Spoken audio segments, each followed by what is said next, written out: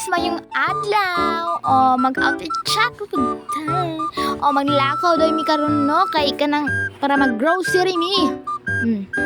Kabalo na mo, dapat mag-grocery jud para hindi mawalan ng baon si ante at may makain si Uli.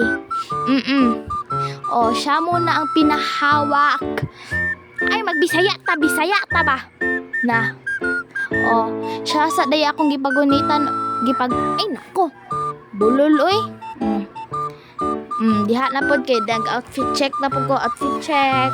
Nya kana gigunitan ako si Uli ana para di mo dagan ba. Damag na pod.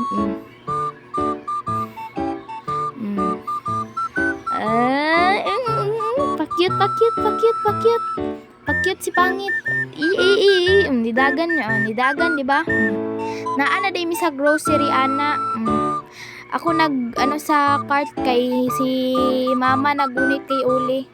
Nagkuha po kong mga junk foods diya no kay para naay mabitay diri diha dapita namili kog junk foods nga ako na.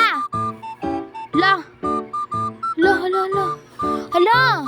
Diha dapita barag kanang dibog jud ko kung unsa akong pilion nga ma-display diri Nagkuha day kog cheese it, nagkuha po day kog kanang chocomocho, onion rings, tapos kanang cheese it nga yelo, tapos napoy biya pula no, nya napoy yelo. Nya mis favorito na kong pula. So diha na nami sa biskwitan.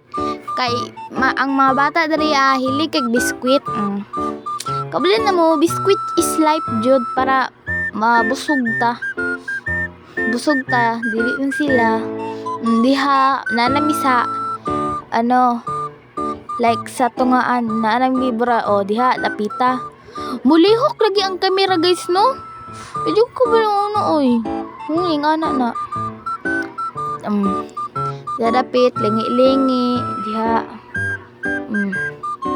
Pasagdahan na lang kamera nimo diha. Naara ka diha. Dapat naara ka diha. Di ka maghawa. Diha dapita. Dagan ko kay magkuha kog basket para sa mga sabon. Kay lain pod isagol ang sabon og pagkaon, di ba? Naalagi ni sabon. Sukahan jud tika. Na. Ilhan man nang nangita jud ko basket. Diha dapita brag wala jud na ako ang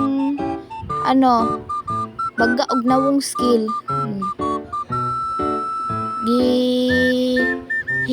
Gihiram na ko tong basket ba nila. Dili na nila gamiton.